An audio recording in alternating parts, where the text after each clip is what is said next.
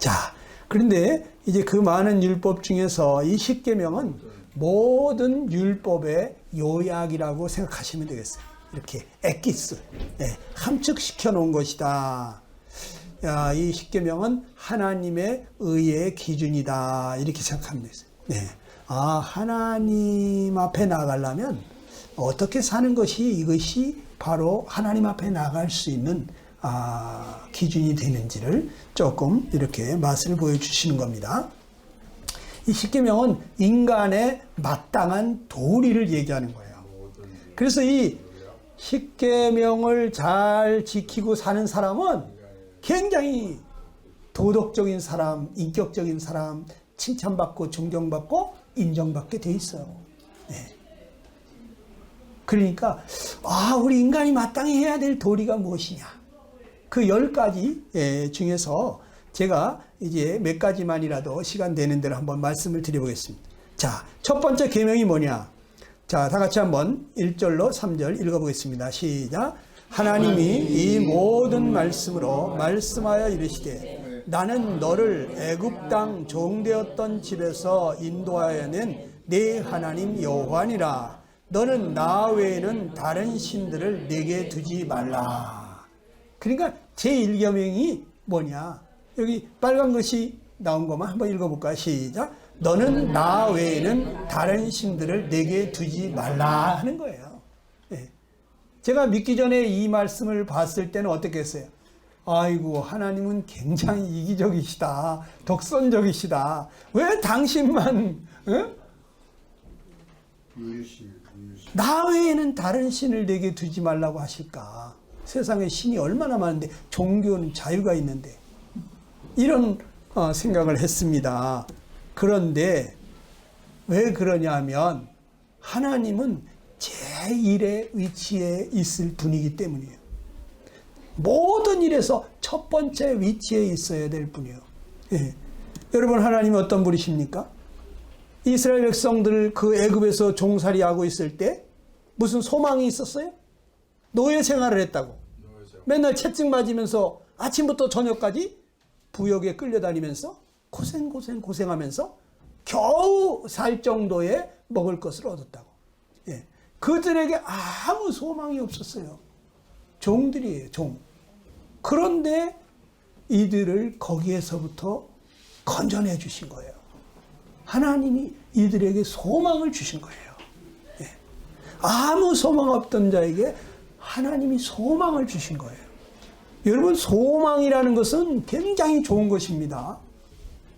소망이 없는 사람은 불행한 거예요. 행복한 사람의 3가지 조건이 있다는데 그 중에 하나가 소망이 있는 거예요. 나는 희망이 있어, 소망이 있어. 그런 사람은 삶의 의욕이 있는 거예요. 입가에 미소가 있는 거예요. 기쁨이 있는 거예요. 콧노래가 나오는 거예요. 소망이 있어요. 예. 소망이 없는 사람, 아무 희망이 안 보이는 절망적인 사람, 죽고 싶죠. 갑갑하고. 예. 여러분, 그 다음에 이스라엘 종되었던 자를 자유케 해주신 분이 하나님이시잖아요. 예. 맨날 끌려다니면서 채찍에 맞으면서 종처럼 일을 했던 그들에게 이제 아무도 그를 끌고 다니거나 채찍으로 때리지 않아요. 자유인이 되게 해주신 분이 하나님이에요. 이 자유라고 하는 것이 여러분 굉장히 좋은 것입니다. 또 이 하나님이 나의 주인이 되셔서 나를 돌아보시는데 이분은 어떤 주인이시냐면 사랑으로 돌아봐 주시는, 마치 부모 같은, 형제 같은 그런 사랑으로 자기를 희생해 가면서 우리를 돌봐주시는 사랑의 주인이에요. 그렇기 때문에 이 하나님을 첫째로 두는 것은, 이것은 지극히 합당한 일인 거죠. 그럼 우리는 어떻습니까? 우리는 지금 이스라엘 같은 그러한 종살이에 있지 않았으니까 하나님을 첫째로 두는 것에 대해서 우리는 꼭 그렇게 해야 되나? 하는 생각을 할 수가 있어요. 예. 그런데 정말 여러분들이 구원을 받게 되면은 우리가 영적으로 이 사탄에게 계속해서 눌리는 삶을 살고 이 죄의 종된 삶을 살면서 내가 원하는 삶을 살지 못하고 내가 원치 않는 죄의 삶을 살 수밖에 없었던 그러한 데서부터 자유케 해주시고 이제 여러분 그 사랑의 하나님이 여러분의 아버지가 되시고 주인이 되셔서 돌봐주시는 것을 경험하게 되면 하나님이 첫째가 돼요. 네. 그 지금 영의 말씀을 하는 거예요. 여러분들은 지금 구원을 받아야 된다는 것은 뭐냐면 영적인 구원을 받아야 되는 거예요. 여러분의 영혼이 자유하지 못하잖아요. 마음에는 선을 행하고 싶은데 안 되잖아요. 잘 됩니까? 모든 걸 사랑으로 행하고 싶은데 잘 됩니까? 나한테 잘해줄 때는 나도 좋은 게 나간대. 에? 나한테 못되게 하면 속에서 안 좋은 게 나가잖아요. 마음은 어떻습니까? 잘해주고 싶잖아요. 근데 잘 안 되잖아요. 사람이 자기가 마음이 원하는 삶을 살아야 되는데 마음이 원하는 삶을 살지 못하고 죄가 원하는 삶을 살 수밖에 없다면 그러면 나는 지금 죄에게 끌려다니는 죄의 종인 거예요. 아직도 자기 자신이 얼마나 정말 불쌍하고 가련한 인생인지를 모르시는 분들이 계셔요.